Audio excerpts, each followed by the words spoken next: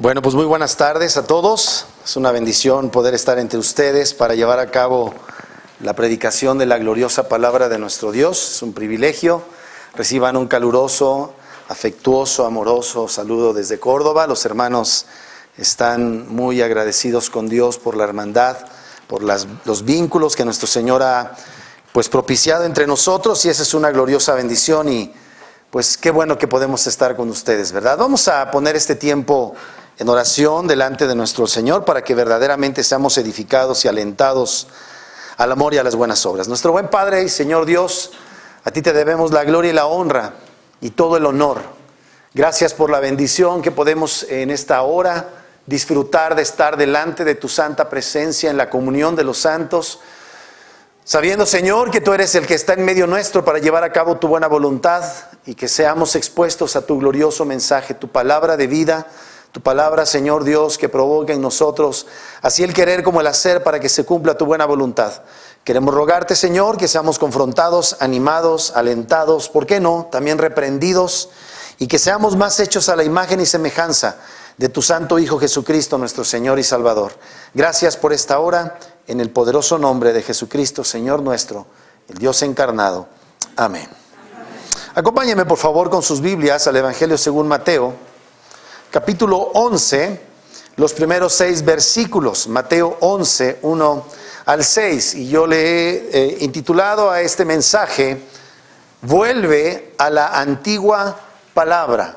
Vuelve a la antigua palabra. Y como subtítulo le puse, ¿cómo responde Jesús a la duda de Juan el Bautista y cómo responde a nuestras dudas? ¿Alguna vez ustedes han sufrido de dudas, amados hermanos? ¿Alguna vez se han preguntado, ¿será que es cierto todo esto? ¿Será que estoy siguiendo al Jesucristo correcto, al Jesucristo de las Escrituras? ¿Será verdad tantos problemas, tantas vicisitudes, tantas circunstancias difíciles? ¿Será? Y esa es una pregunta que se hizo nuestro querido hermano Juan el Bautista. Miren lo que dice el Evangelio de Mateo en los primeros 6 versículos acerca de este momento en la vida de nuestro amado hermano Juan. Dice así: cuando Jesús terminó de dar instrucciones a sus 12 discípulos, se fue de allí a enseñar y a predicar en las ciudades de ellos. Para este momento el Señor ya eligió a sus 12 apóstoles, ya los envió a predicar, ya les dijo, ¿verdad?, en este momento, para este momento, ya les habló cuál es su misión, cuáles van a ser las persecuciones que van a sufrir.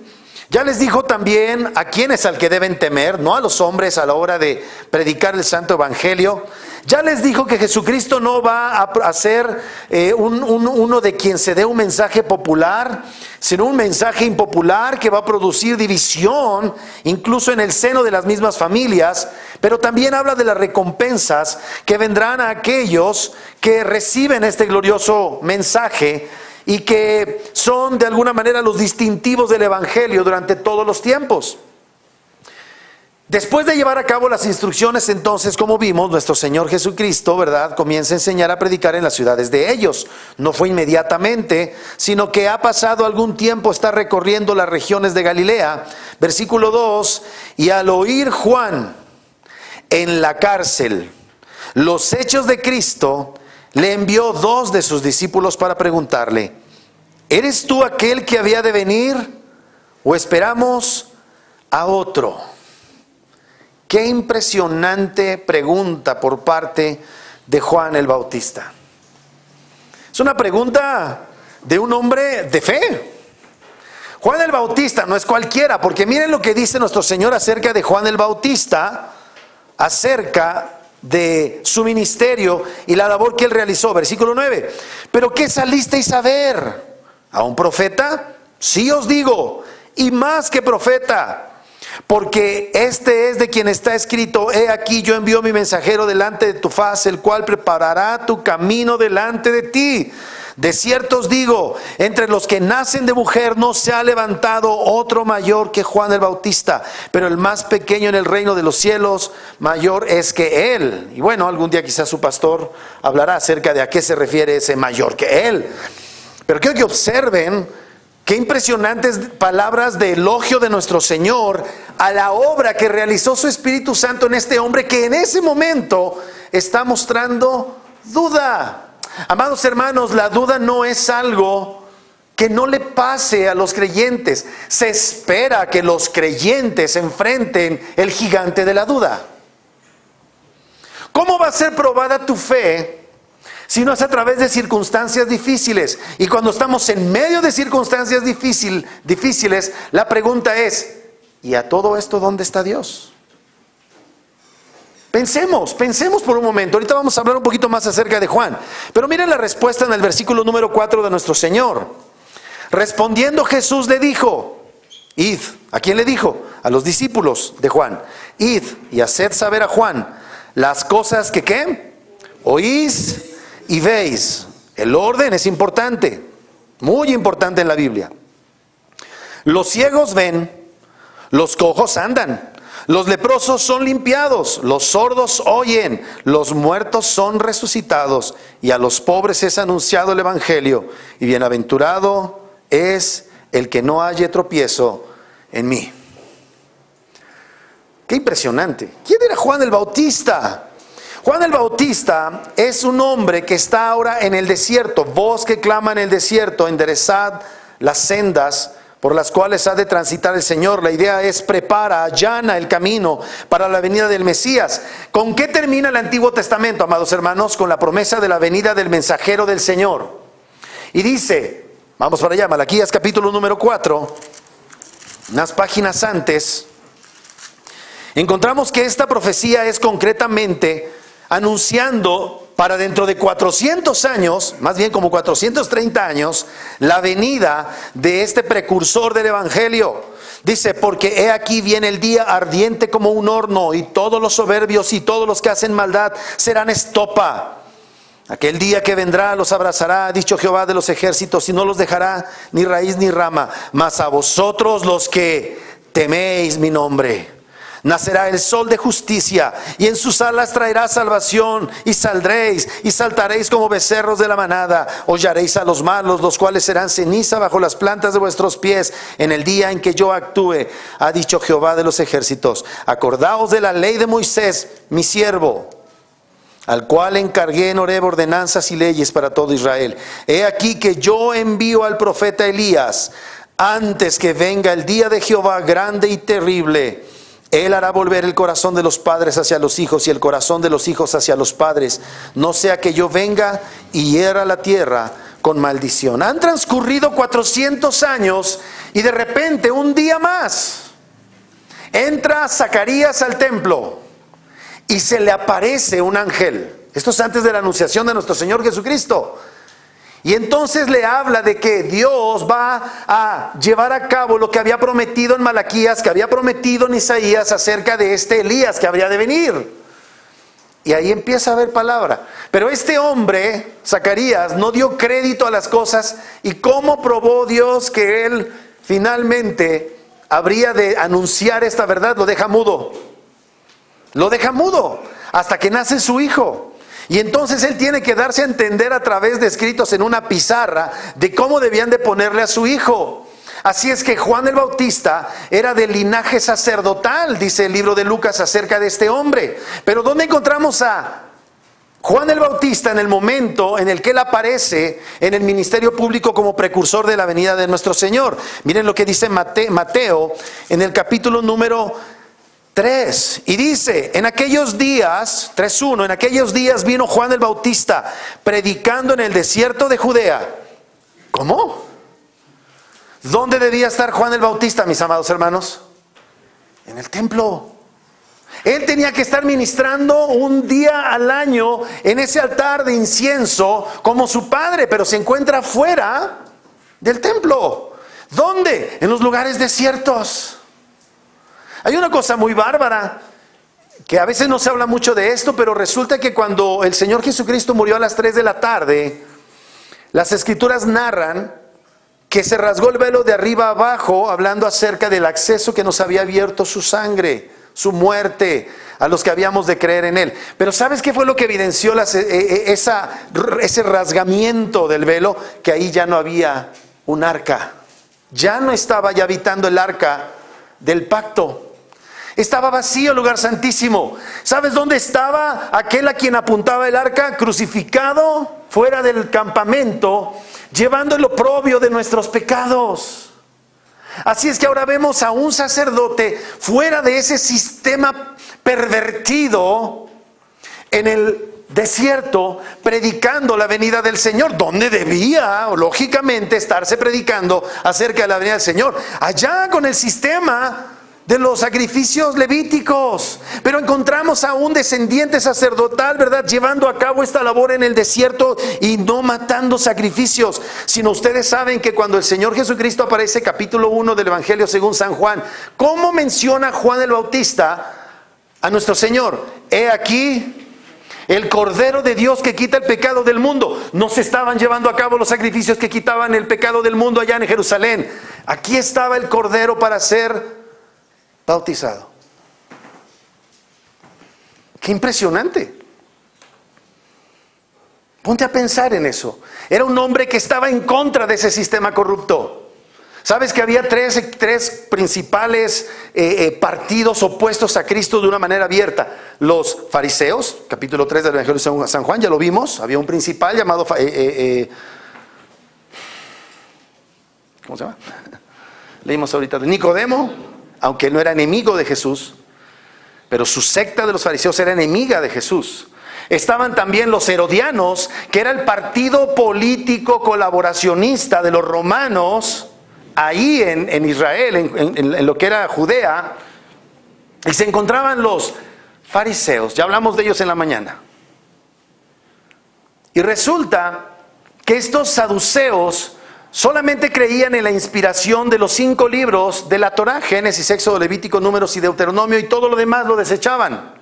Eran corruptos. Ellos estaban, por lo que se puede observar en todo el Nuevo Testamento, estos saduceos estaban también como un equipo colaboracionista de los romanos, al punto de que incluso ellos permitían que hubiera un edificio aledaño al templo que se conocía como la Fortaleza Antonia, desde la cual ellos observaban cualquier posible rebelión que pudiera darse en el seno de las celebraciones nacionales que se llevaban a cabo en el templo. Eran colaboracionistas. Ellos estaban de alguna manera usurpando ese lugar, porque ellos, amados hermanos, eran resultado de todas estas sucesiones de sacerdotes que venían desde los macabeos, los cuales se convirtieron en reyes. Y la Biblia es clara acerca de lo que los sacerdotes no podían ser reyes, ni los reyes sacerdotes, pero encontramos a la dinastía de los asmoneos, descendientes de los macabeos, que empezaron a implantarse como reyes. Y de esa línea de sucesiones venían estos personajes, los cuales incluso compraban el puesto a través de lo que se conoce como simonía. La Biblia nos dice que Caifás estaba ese año como sumo sacerdote, hablando del tiempo en el que nuestro Señor Jesucristo fue crucificado. Pero él compartía la posición ¿con quién? Con su suegro. De acuerdo con la ley mosaica, ¿cada cuánto se cambiaba sumo sacerdote? No cada año. Era un puesto vitalicio. Terminaba la función cuando se moría el sumo sacerdote. Y ese sumo sacerdote entraba una vez al año y ofrecía sacrificios por sí y por el pueblo. Pero aquí encontramos una cosa relativamente extraña. Se pasan el puesto año con año. ¿Y dónde se encuentra un sacerdote llevando a cabo la proclamación del Evangelio? En el desierto. En aquellos días vino Juan el Bautista, predicando en el desierto de Judea y diciendo, predicando un mensaje impopular: arrepentíos, porque el reino de los cielos se ha acercado. Pues este es aquel de quien habló el profeta Isaías cuando dijo. Habla del reino de los cielos como una persona. ¿Ya observaste? Pues este es aquel de quien habló el profeta Isaías cuando dijo: voz del que clama en el desierto, preparad el camino del Señor, enderezad sus sendas. Y Juan estaba vestido no del efod sacerdotal. ¿Estaba vestido de qué? De pelo de camello. Los camellos ceremonialmente eran impuros. ¿Cómo es posible que un sacerdote disidente se encuentre en el desierto y no en el templo, tratando de cambiar el sistema, sino que está fuera y además vestido de pieles de un animal impuro?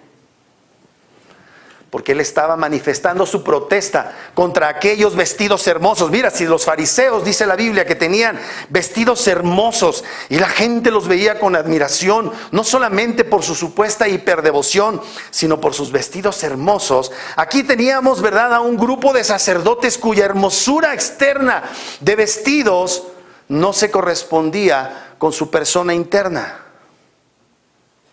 Pero está aquí Juan el Bautista en el desierto, dando un mensaje impopular y mostrando claramente su absoluta disidencia y separación de ese sistema corrupto dirigido por los saduceos.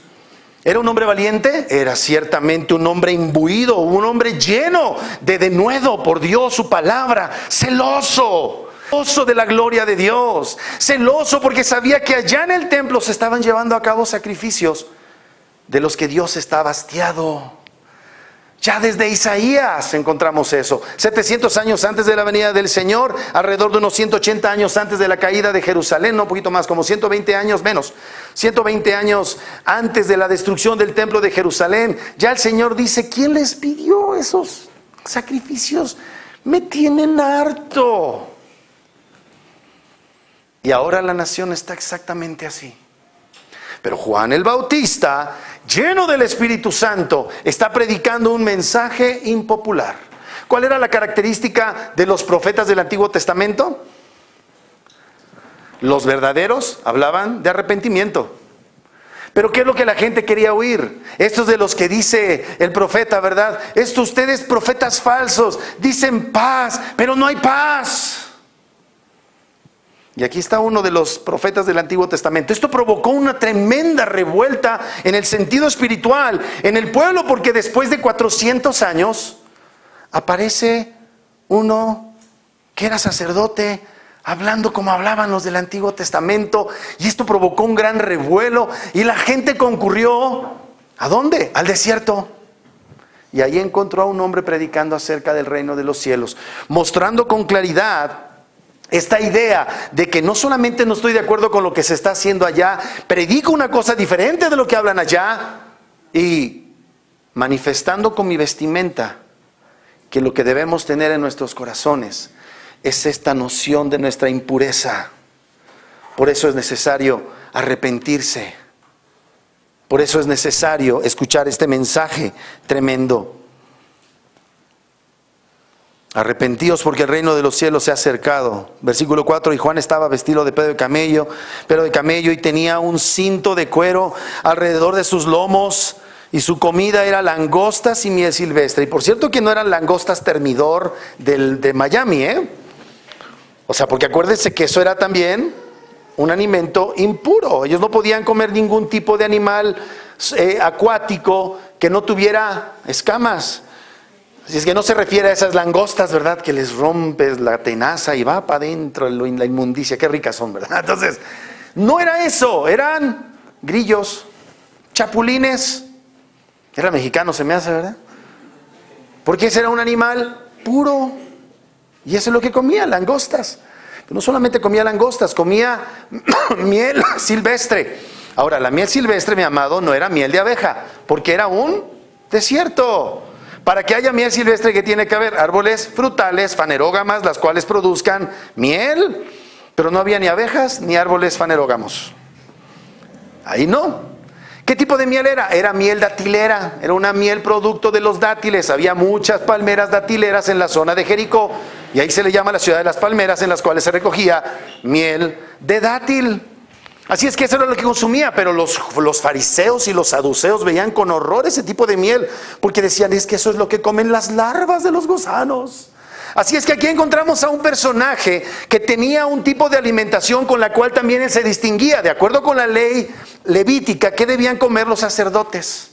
Ellos participaban de los sacrificios. Se comían unas chuletas de esas que nos gustan a los hombres, de 2 pulgadas, de 2 kilos, así marmoleado. Las ponían a las brasas y... ¿Pero qué está haciendo este? Marcando una clara distinción entre el sistema corrupto de aquellos y lo que Dios demandaba. Y lo hace gráficamente, porque no se trata de hacerlo mecánica y exteriormente, sino de tener una perspectiva correcta de lo que Dios demandaba, una vida humillada delante de Él. Aquí estaban estos sacerdotes muy propios, muy litúrgicos y muy apropiados según ellos, pero menospreciaban a la gente, igual que a los fariseos. Así es que vemos a Juan, que era un hombre lleno de pasión por Dios, de linaje sacerdotal, primo de nuestro Señor Jesucristo, porque dice que 6 meses antes de que nuestro Señor Jesucristo fuera anunciado su nacimiento, ya se había anunciado su nacimiento del propio Juan el Bautista, y encontramos que María va a visitar a Elizabeth, y entonces, ¿quién es el primero que fue lleno del Espíritu Santo en el Nuevo Testamento? Un bebé. Y alguien puso un meme allí, ¿verdad?, de que debiéramos tener terror a la posibilidad de considerar el aborto, porque fue un bebé no nacido el primero que fue lleno del Espíritu Santo. ¿Qué había en el templo? Digo, ¿qué había en el desierto? No había templo. Vemos su ropa diferente, vemos que era un profeta verdadero, un profeta que estaba mostrando el camino del Señor, pero no solamente era un profeta verdadero, era un profeta, como ya dije, valiente. Era un profeta lleno de fe, lleno de la santa persuasión de la palabra de Dios. Miren lo que dice Juan capítulo 1.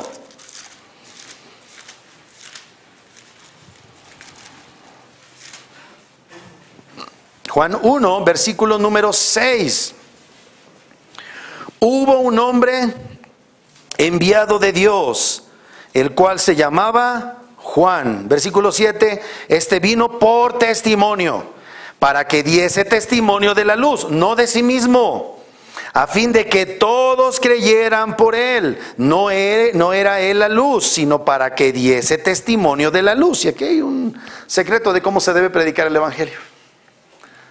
El Evangelio no se trata de nosotros, el Evangelio se trata de Cristo. No es de cuán buenos somos ahora que somos cristianos, porque ni somos tan buenos. Es hablar de las bondades, la gloria y la gracia de nuestro Señor Jesucristo. Si Dios te sanó, gloria a Dios, pero eso no salva a nadie. Si eras borracho, golpeador, y ahora ya no eres borracho ni golpeador, pues no es para que digas, ¿a poco no es un afortunado Cristo de que yo haya creído en Él? No, es para que confíes solo en la obra y soberana de Cristo. Nosotros predicamos a Cristo y a este crucificado por nosotros. Necesitamos a un Salvador del tamaño de Cristo y predicamos de pecador a pecador. ¿Cómo predica usted, hermano? De santo ungido reformado a pecador miserable. No sirve. Hay que hablar de Jesucristo como la luz, como aquel que es digno de la gloria y la honra. Bien, sigamos entonces leyendo. Mire lo que dice ahora el versículo número 15. Juan dio testimonio de él. Juan tenía claro su llamado y su propósito. Juan dio testimonio de él y clamó diciendo, ¿qué es clamar? Gritó, proclamó. Este es de quien yo decía, el que viene después de mí es antes de mí, porque era primero que yo, porque de su plenitud tomamos todos y gracia sobre gracia. Pues la ley por medio de Moisés fue dada, pero la gracia y la verdad vinieron por medio de Jesucristo. Eso ya lo dice Juan. Miren ahora lo que va a decir el versículo 19, hasta el 34 de hecho. Dice, este es el testimonio de Juan. Cuando los judíos enviaron de Jerusalén sacerdotes y levitas para que le preguntasen qué estaba en Jerusalén, lo más graneado de los teólogos. La crema innata de los teólogos se encontraban en Jerusalén, tanto de los, ¿quiénes eran los saduceos? Los sacerdotes, como de los fariseos, que vamos a ver que también ellos entran por aquí. Y entonces envían esta comisión para preguntarle a nuestro amado hermano Juan. Dice, este es el testimonio de Juan cuando los judíos enviaron de Jerusalén sacerdotes y levitas para que le preguntasen, ¿tú quién eres? Versículo 20 es tremendo. Confesó y no negó, sino confesó, yo no soy el Cristo. Aquí está otra vez la idea. Confesó y no negó, sino confesó. Se aseguró de que les quedase completa y absolutamente claro que él no era el Mesías. Esa es la idea. Con resolución prístina les dijo, yo no soy el Mesías, ni por un momento consideren que yo soy aquel que viene a salvar a Israel. Yo soy uno que viene a hablar acerca de él. ¿Otra vez se dan cuenta? Juan el Bautista en un sentido es como el ciudadano por excelencia del reino de los cielos. Juan es un hombre que sabe que la atención no debe ser puesta en él, sino en quien debe tenerse en alta estima. Nuestro Señor Jesucristo, seguimos leyendo. Le dijeron, pues ¿quién eres? Para que demos respuesta a los que nos enviaron. ¿Qué dices de ti mismo? Versículo 23, yo soy la voz de uno que clama en el desierto. Enderezad el camino del Señor, como dijo el profeta Isaías. Y los que habían sido enviados eran de los fariseos. Fíjense, enviaron levitas, sacerdotes, fariseos, enemigos de Cristo. Y le preguntaron y le dijeron, ¿por qué pues bautizas si tú no eres el Cristo, ni Elías, ni el profeta? Le están diciendo, ¿con qué autoridad entonces estás bautizando? Porque el bautismo que estaba llevando a cabo nuestro hermano Juan era un bautismo de arrepentimiento. ¿Eso qué significaba? Era ritualmente lo que hacían aquellos paganos, gentiles,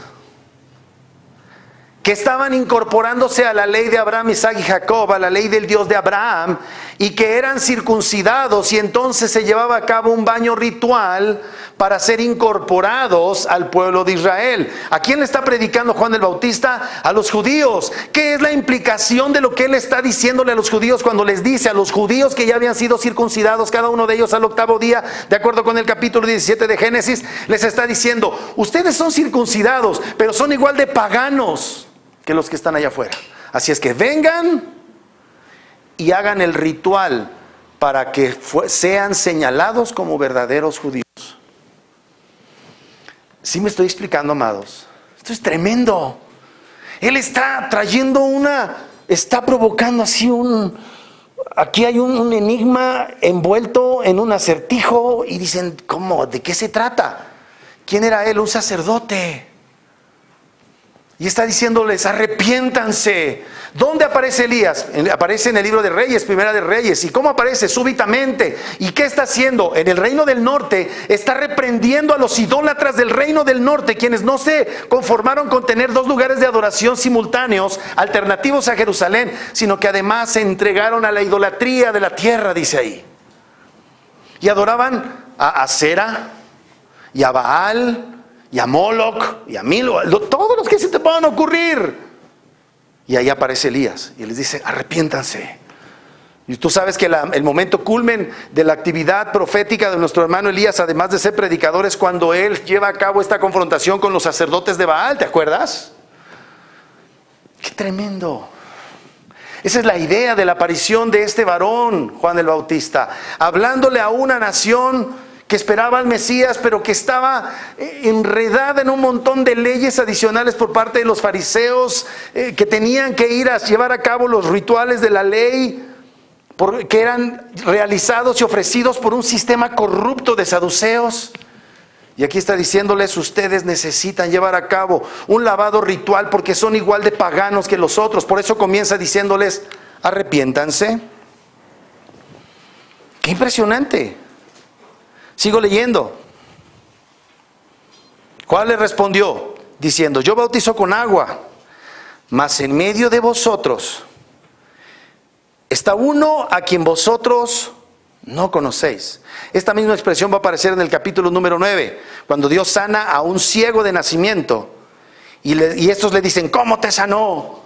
Ese nosotros no sabemos de dónde venga. ¿Y qué les dice el que acaba de ser sanado? Pues eso es lo maravilloso, que ustedes siendo fariseos, conocedores de la ley, y los saduceos, y no lo conozcan. ¿Qué? ¿Quieren ser también sus discípulos? ¿Se acuerdan de eso? ¿Y qué le dicen? Tú naciste de todo bajo la maldición del pecado, y los quieres enseñar a nosotros. Se ofendieron.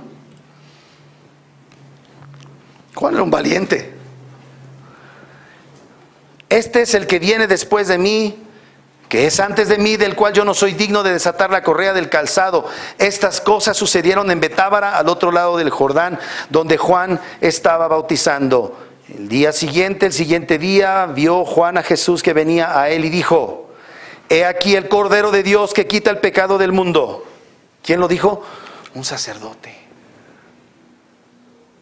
Él sabía de esos temas. Él sabía de la celebración del sacrificio del Cordero Pascual, por el cual el pueblo había recibido señal del rescate que Dios llevó a cabo de Egipto, ¿verdad? Ahora pasaban de ser esclavos en Egipto a ser sus privilegiados esclavos del Dios de Abraham, Isaac y Jacob. Él sabía que esos sacrificios de ese lugar no quitaban el pecado.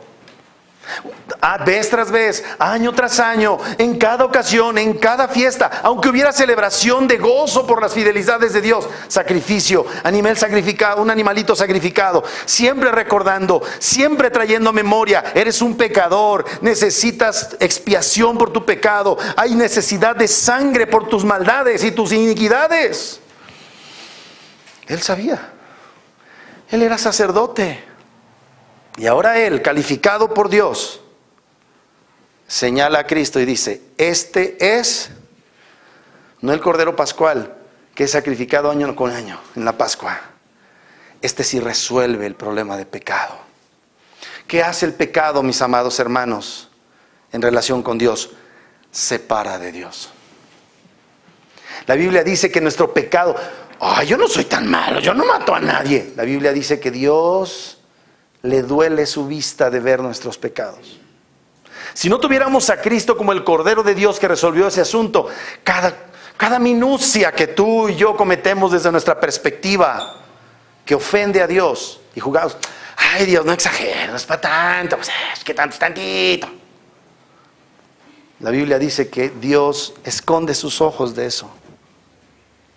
Es abominación a Dios.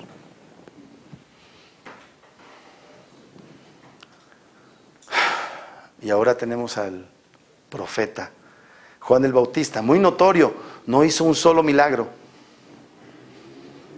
excepto que fue comisionado por Dios y cumplió su mandato, señalar a, este es el Cordero de Dios que quita el pecado del mundo, o es él o es ninguno.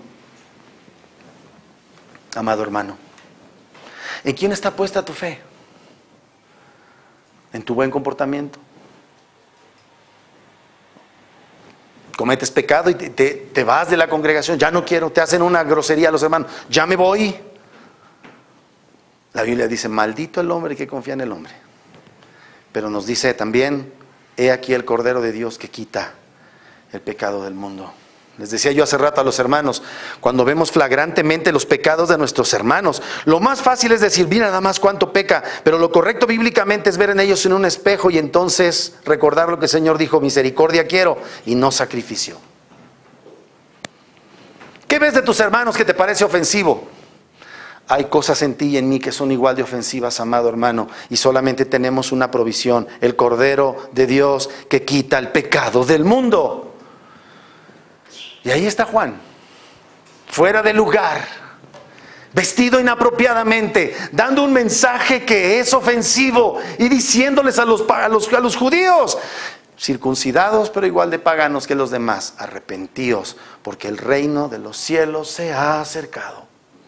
Y ahora aparece Jesús y dice, este es el Cordero de Dios que quita el pecado del mundo. Versículo 30, este es aquel de quien yo dije, después de mí viene un varón, el cual es antes de mí, porque era primero que yo, y yo no le conocía. Resulta que sí le conoce porque es su primo, no sabemos si se conocían físicamente, pero eran primos. Yo no le conocía, dice, mas para que fuese manifestado a Israel, por esto vine yo bautizando con agua. En algún momento Dios le dijo, predica en el desierto y yo te mostraré quién es mi Cordero. Y su Cordero era su primo. Así es que no fue hasta que Dios demostró claramente quién era que él no supo quién era el Cordero de Dios que quita el pecado del mundo. Dice, mas yo no le conocía más para que fuese manifestado a Israel, para esto vine yo bautizando con agua. También dio testimonio Juan diciendo, vi al Espíritu que descendía del cielo como paloma y permaneció sobre él. Y yo no le conocía, pero el que me envió a bautizar con agua, aquel me dijo, sobre quien veas descender el Espíritu que permanece sobre él, ese es el que bautiza con el Espíritu Santo. Y yo le vi y he dado testimonio de que este es el Hijo de Dios. No es meramente un cordero, esa es una metáfora, pero es el que quita el pecado del mundo. Y aquí nos dice Juan, yo no hablo de mí, hablo de Él. Todos nosotros, amados hermanos, debemos hablar de Él. Versículo 35, el siguiente día otra vez estaba Juan y 2 de sus discípulos. Y aquí vamos a ver otra característica de Juan. Juan no buscaba su gloria. Juan no buscaba que se le adhiriesen a su visión, como dicen algunos. Estaba con 2 de sus discípulos. Y mirando a Jesús que andaba por allí, dijo: he aquí el Cordero de Dios. Lo oyeron hablar los 2 discípulos y siguieron a Jesús. Y volviéndose Jesús y viendo que le seguían, les dijo: ¿qué buscáis? Ellos le respondieron: Rabí, que traducido es maestro, ¿dónde moras? Les dijo: venid y ved. Fueron y vieron dónde moraba y se quedaron con él aquel día, porque era como la hora 10. Andrés, hermano de Simón Pedro, era uno de los 2 que habían oído a Juan y habían seguido a Jesús. Este halló primero a su hermano Simón y le dijo: hemos hallado al Mesías, que traducido es el Cristo. Y le trajo a Jesús, y mirándole Jesús dijo: tú eres Simón, hijo de Jonás, tú serás llamado Cefas. ¿Qué está sucediendo? El que llamó a las multitudes está comenzando ahora a dirigir a la gente hacia el Cordero de Dios, que quita el pecado del mundo. Era un hombre con una profunda convicción de su labor de apuntar al Mesías. No nada más eso, miren lo que dice en el capítulo número 3. Juan capítulo número 3. Lo leímos hace un momento. Ahora observen lo que va a pasar. Dice así, versículo número 22. Después de esto vino Juan con sus discípulos a la tierra de Judea, y estuvo allí con ellos, Jesús y bautizaba. Juan bautizaba también en Enón, o sea, simultáneamente están los 2 ministerios. Junto a Salim, porque había allí muchas aguas, y venían y eran bautizados, porque Juan no había sido aún encarcelado. Entonces hubo disensión entre los discípulos de Juan y los discípulos acerca de la purificación, y los judíos acerca de la purificación. Y vinieron a Juan y le dijeron: Rabí, mira que el que estaba contigo al otro lado del Jordán, de quien tú diste testimonio, bautiza y todos vienen a él. ¿Qué están haciendo los discípulos de Juan? Quejándose y diciéndole: se nos está yendo la grey, se nos está vaciando la congre. Y así debe ser. La congre se debe vaciar para la gloria de Cristo, siguiendo a Cristo, no al pastor. Eso no es tampoco para que desdeñen a su pastor, por cierto. Pero su pastor, yo como pastor, tengo una sola obligación: vean a Cristo. Y me debo comportar como cristiano. Pero eso como resultado de la obra de Cristo en mí. Y eso como resultado de la obra de Cristo en la vida de Jason. Así es que, mis amados hermanos, un buen pastor puede tomar el ejemplo de nuestro amado hermano Juan y decir: no se trata de mí, sino de Cristo. Seguimos leyendo. Y vinieron a Juan y le dijeron: Rabí, mira que el que estaba contigo al otro lado del Jordán, de quien tú diste testimonio, bautiza y todos vienen a él. Respondió Juan y dijo: no puede el hombre recibir nada si no le fuere dado del cielo. ¿Lo podemos decir todos juntos? A la de 3, 1, 2, 3. Respondió Juan y dijo: no puede el hombre recibir nada si no le fuere dado del cielo. Sigo leyendo. Vosotros mismos me sois testigos de que dije: yo no soy el Cristo, sino que soy enviado delante de él. El que tiene la esposa es el esposo, mas el amigo del esposo que está a su lado y le oye, se goza grandemente de la voz del esposo. Así pues, mi gozo está cumplido. Es necesario que él crezca, pero que yo mengüe. ¿Ya vieron? Es un hombre que no está buscando su gloria. Sabe dónde está la gloria, sabe a quién le debe rendir gloria, y dice: pues ya se los dije.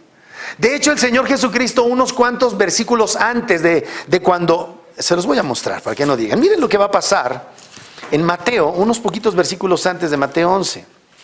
Mateo, miren lo que va a pasar con estos mismos.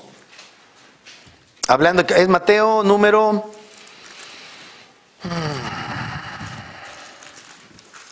Es 11, déjeme checarlo, creo que sí. Aquí está, sí. Es Mateo capítulo 9. Mateo 9:14. Dice, ¿ya lo encontraron, amados? Dice: entonces vinieron a él los discípulos de Juan diciendo: ¿por qué nosotros y los fariseos ayunamos muchas veces y tus discípulos no ayudan? Jesús les dijo: ¿acaso pueden los que están de bodas tener luto entre tanto que el esposo está con ellos? ¿Qué está diciendo? Lo que ya les dijo Juan, pero no capichi. Ellos, está bien, ellos aman a Juan. Pero Juan siempre les había dicho, él es el esposo, no yo, yo soy el amigo. ¿Se acuerdan? Qué tremendo, hermanos, que estos eran nacidos de nuevo, habían creído en el mensaje, pero todavía no ven con claridad. Así es que vemos en Juan estas preciosas verdades. Y luego otra vez en el 31 dice el que de arriba viene es sobre todos. ¿Quién está diciendo esto? Juan. El que es de la tierra es terrenal y cosas terrenales habla. El que viene del cielo es sobre todos y lo que vio y oyó, esto testifica y nadie recibe su testimonio. El que recibe su testimonio, este atestigua que Dios es veraz. Porque el que Dios envió, las palabras de Dios habla, pues Dios no da el Espíritu por medida y el Padre ama al Hijo y todas las cosas ha entregado en su mano. El que cree en el Hijo tiene la vida eterna, pero el que rehúsa creer en el Hijo no verá la vida, sino que la ira de Dios, ¿qué dice? ¡Wow! ¡Qué tremendo! ¿Estás observando a Juan? Pero ahora regresemos al capítulo 11 de Mateo. Y vamos a leer con cuidado lo que comenzamos a leer. Mateo 11, 2. Al oír Juan en la cárcel, ¿dónde? En la cárcel. Oye, espérame. Está bien, ya perdió popularidad, pero ahora está en la cárcel.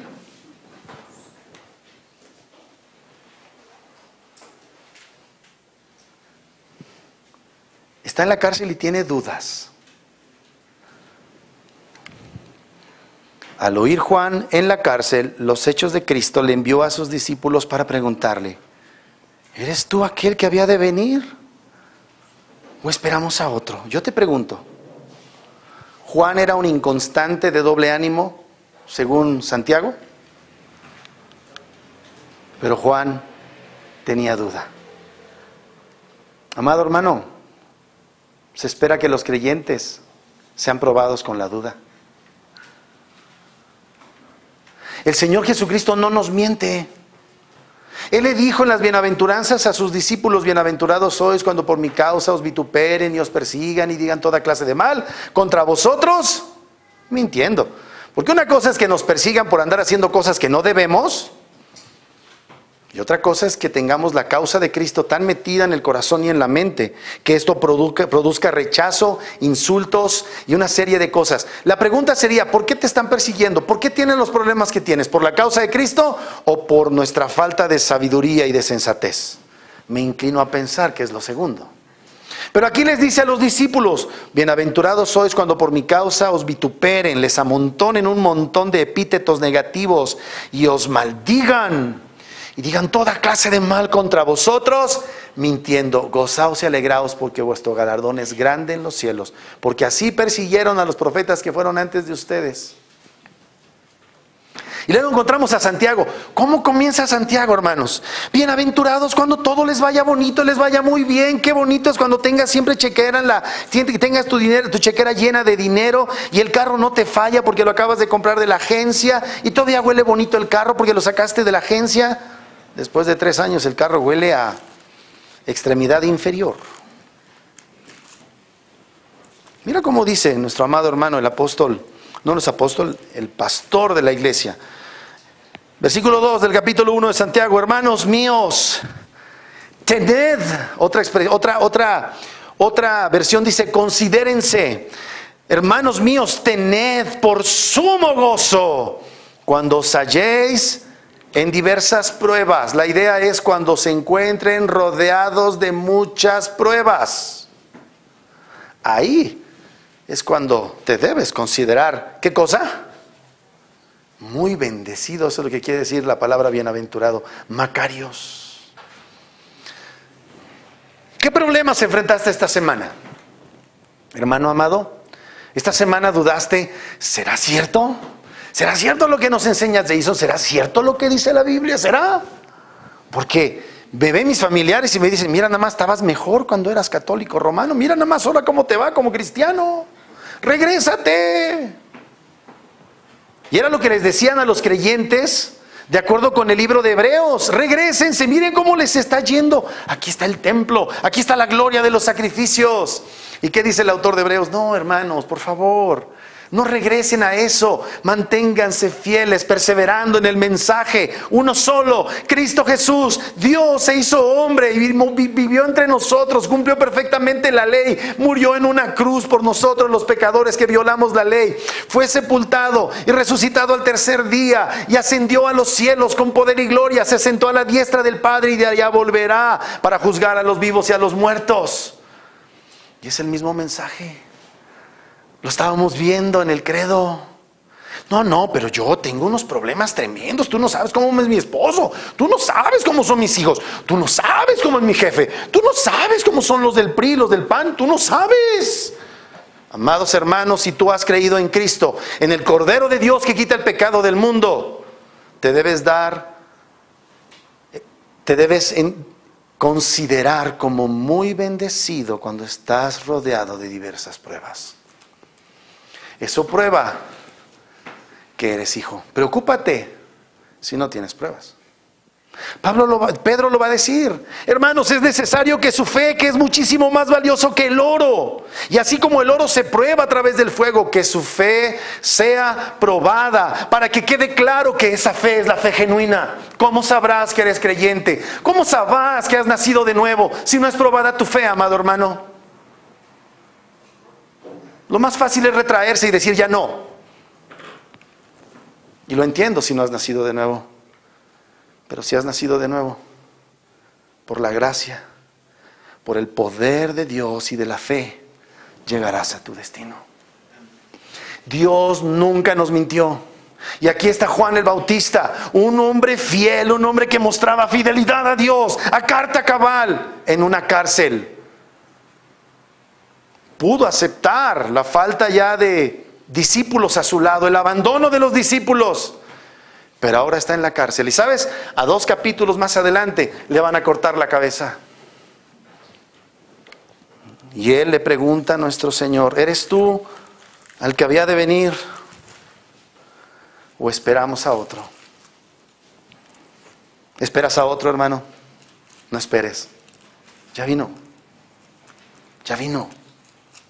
Ya vino. Y ha probado ser fiel una y otra vez. Fácil se nos olvida, hermanos amados, todas las veces que Dios ha sacado adelante nuestras vidas de atolladeros. ¿Te acuerdas cuando no lo conocías? ¿Te acuerdas de tu vida sin Cristo? Por eso es tan importante qué hermoso está ese himno. Se lo cantan a los niños. Oh, cantádmelas otra vez, bellas palabras de vida. ¿A qué vienes a la iglesia? ¿A que te demos innovación? ¿A que te demos 5 pasos para ser un buen esposo? Tú puedes ser un gran esposo e irte al infierno si no has creído en Cristo.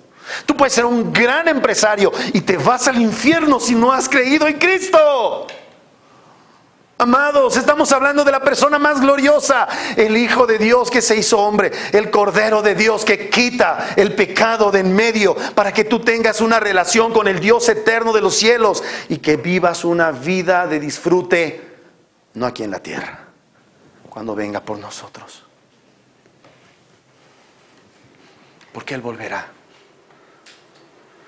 En la iglesia cada semana hacemos la cena del Señor. A mí me dicen: ¿eres católico romano? Di lo que quieras. Y tomamos la cena del Señor, y al final de esa preciosa fórmula, ¿verdad?, que nos da el Señor, dice: de manera que cada vez que toman de este pan y toman de esta copa, el regreso del Señor anuncia. Como dice, la muerte del Señor anunciáis hasta que Él venga. Y terminamos de tomar esa cena y, hermanos amados, una semana más, pero también una semana menos. Cristo viene. No sabemos qué va a pasar en México, mis amados, pero Cristo cada vez está más cerca. Y tú no sabes si hoy va a ser tu último culto en esta iglesia. Tú no tienes la vida comprada y no sabes qué prueba vas a enfrentar esta semana y no sabes si Dios te va a llamar a cuentas. ¿Dónde va a estar tu fe, amado hermano? ¿Dónde, amado hermano? Cada que salgo de mi casa, que luego salgo a trabajar y salgo a predicar, me emociona, ¿verdad? Qué privilegio ir a predicar a mi Cristo a otro lugar. Pero ¿y si no regreso y veo a mi esposa? Afortunadota, a lo mejor te quedas viuda.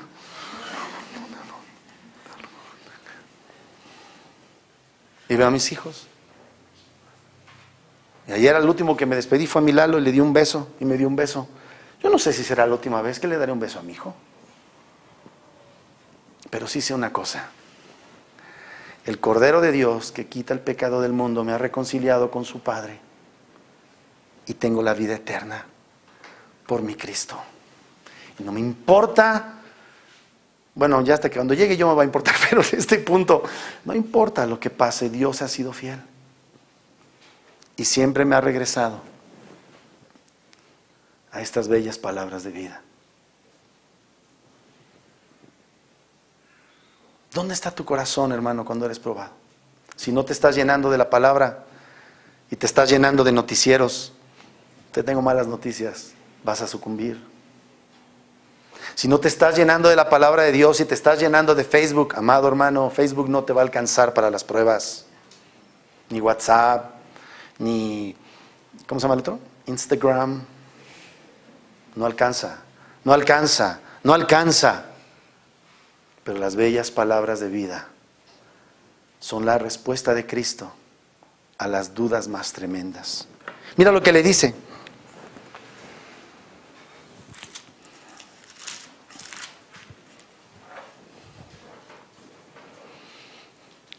Al oír Juan en la cárcel los hechos de Cristo, le envió 2 de sus discípulos. Ay, estos discípulos del Juan, ¿verdad?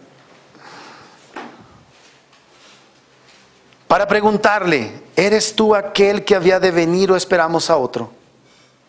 Respondiendo Jesús le dijo, id y haced saber a Juan las cosas que ¿qué? Oís y veis.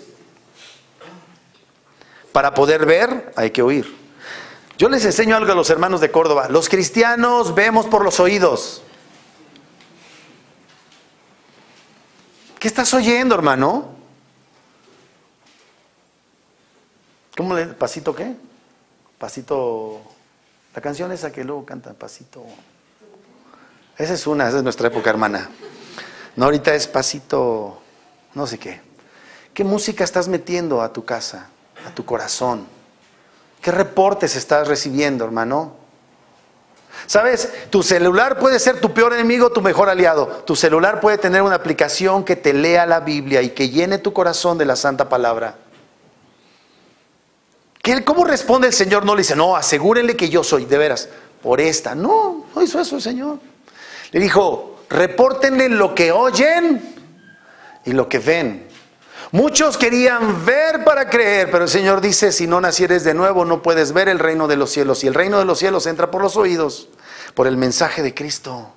La fe viene por Él y el oír por la palabra de Dios. En otras palabras, la capacidad de creer viene porque se nos ha capacitado para oír.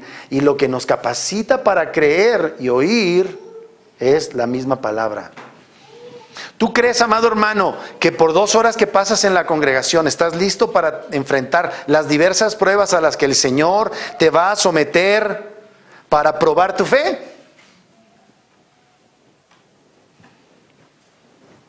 No alcanza, amado hermano. No alcanza. Pero pues ahí te la dejo. Ya tú decides cuántas horas vienes a la iglesia y por qué vienes y por qué no vienes. Está bien. Es tu decisión. Pero ¿cuáles son las consecuencias de nuestra decisión? Aquí estamos hablando de un hombre imbuido en la palabra, dudando, estoy en la cárcel, me quedan 2 discípulos, a ver, váyanse a ver, o no sé cuántos, vayan a ver, pregúntenle porque yo no sé. Y Jesús le dice, díganle, háganle saber lo que ustedes oyen y ven. Versículo 5, los ciegos ven, los cojos andan, los leprosos son limpiados, los sordos oyen, los muertos son resucitados y a los pobres es anunciado el Evangelio, y bienaventurado es aquel que no haya tropiezo en mí. ¿Sabes qué hace el Señor?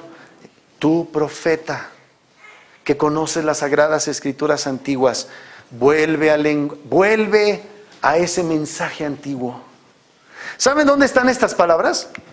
Miren en Isaías 35 lo que dice. Y ya casi termino.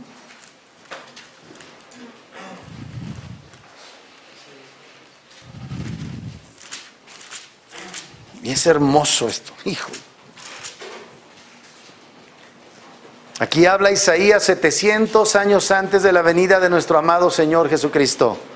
Se alegrará en el desierto y la soledad. Isaías 35. El yermo se gozará y florecerá como la rosa. Florecerá profusamente. ¿Qué? El desierto. ¿Dónde andaba el Señor? En el desierto.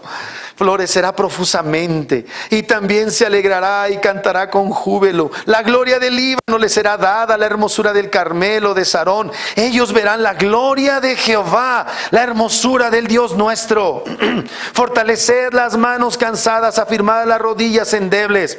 Decid a los de corazón apocado, esforzaos, no temáis. He aquí que vuestro Dios viene con retribución, con pago.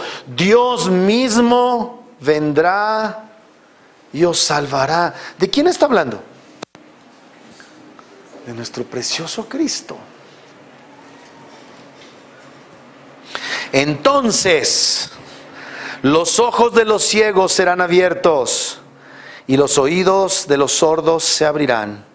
Entonces el cojo saltará como un ciervo y cantará la lengua del mudo, porque aguas serán cavadas en el desierto y torrentes en la soledad. El lugar seco se convertirá en estanque y el sequedal en manaderos de aguas. En la morada en la morada de chacales, en su guarida será lugar de cañas y juncos, y habrá allí calzada y camino, y será llamado camino de santidad. No pasará inmundo por él, sino que él mismo estará por ellos. El que anduviere en este camino, vamos a decirlo junto, esa última parte, por favor. Por torpe que sea, no se extraviará. ¿A dónde remitió el Señor a Juan en medio de las dudas? A un mensaje antiguo. El Señor responde a nuestras dudas diciendo: ve al antiguo mensaje. Regresa a la palabra, regresa a la Biblia, veme prometido, veme cumpliendo las promesas, veme en los evangelios, veme amándote, veme en la cruz. Observa lo que yo hago por aquellos que estaban impedidos. Los cojos, los ciegos, los mudos no podían entrar al templo, pero Jesucristo nos da acceso, no a un templo hecho de manos humanas, a la misma gloria del Padre. ¿Estás atribulado? Ve a las Escrituras. Ve a tu Biblia. ¿Qué estás enfrentando? Ve a la Biblia. Busca a Cristo donde puede ser hallado. Busca a Cristo según Él se ha revelado, amado hermano. La Biblia no trata de cómo mejorar nuestra vida. La Biblia tiene una sola cosa en mente: que conozcamos al Dios que escogió revelarse por la Biblia.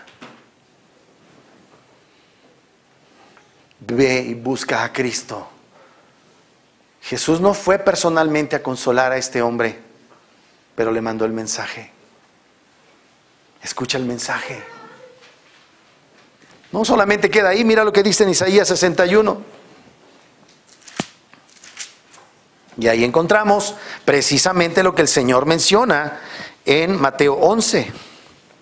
El Espíritu de Jehová el Señor está sobre mí, porque me ungió Jehová, me ha enviado a predicar buenas nuevas a los abatidos, a vendar a los quebrantados de corazón y a publicar libertad a los cautivos y a los presos, apertura de la cárcel, a proclamar el año de la buena voluntad de Jehová y el día de la venganza del Dios nuestro, a consolar a todos los enlutados, a ordenar que a los afligidos de Sión se les dé gloria en lugar de ceniza, óleo de gozo en lugar de luto, manto de alegría en lugar de espíritu angustiado, y serán llamados árboles de justicia, plantío de Jehová. ¿Para qué? Para gloria suya.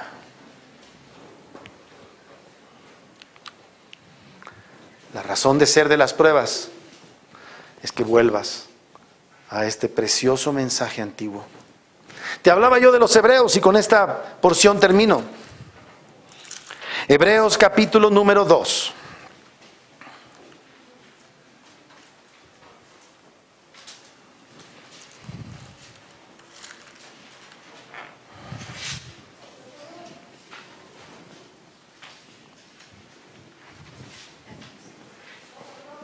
Hebreos capítulo 2, versículo 1 dice, por tanto, Hebreos 2, versículo 1, por tanto, es necesario que con más diligencia atendamos a las cosas que, ¿qué?